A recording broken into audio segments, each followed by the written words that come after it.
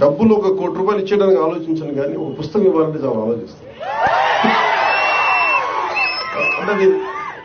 అంటే పుస్తకాన్ని ఇవ్వాలి అంటే నిజంగా నా సంపదను ఇచ్చేసి అంటే నా కర్ణుడి కవచకుండలాలు ఎలా కోసేస్తే బాధపడుతుందో నాకు తెలియదు కానీ నా పుస్తకం ఇవ్వాలంటే మటుకు చాలా కింద మీద పడిపోతాను. ఇవ్వాలవుతుంది. అందుకని ఏంటంటే కొంతమంది అడిగినప్పుడు ఈవెన్ నా పిల్లలు అడిగినప్పుడు కూడా వాళ్ళకి కావాలని ఇంకో కాపీ కొనిచ్చిస్తాను తప్ప నా పుస్తకాలు ఇవ్వడానికి ఇబ్బంది పడతాను. అంత మమకారం నాకు పుస్తకాలు. ఎందుకు ఇంత మమకారం అంటే నా జీవితంలో ఎప్పుడు కూడా పుస్తకాలు అనేది పుస్తక పఠనం లేకపోతే నేను ఏమైపోయేవాడిని అనిపిస్తాను. నేను ఇంటర్వ్యూని కూడా ఎందుకు మధ్యలో ఆపేశానంటే చదువుకోలేక కాదు, మార్క్స్ తెచ్చుకోలేక కాదు, బాగా చదివేవాడిని. కానీ ఎందుకంటే నేను కోరుకుంటున్న చదువు పుస్తకాల్లో లేదు, నాకు క్లాస్ రూమ్లో లేదు.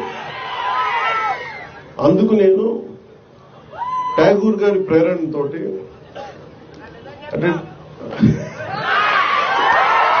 రవీంద్రనాథ్ ఠాగూర్ స్కూల్కి వెళ్లకుండా ఇంట్లోనే కూర్చొని నేర్చుకున్నారంటే అది నేను కూడా ప్రేరణ తీసుకొని ఆయనలాగే చెట్లు చేమలు మొక్కలు చూస్తాం. మా దగ్గరికి అంత లగ్జరీ లేదు, పెద్ద ఉద్యానవనాలు లేవు. మాకుండా 2 రోజా మొక్కలతో కుండీలనే చూస్తాం. పుస్తకాలు పెట్టుకొని క్లాస్ పుస్తకాలు పెట్టుకుని రోజా పువ్వులను చూస్తూ ఉండిపోయాడు.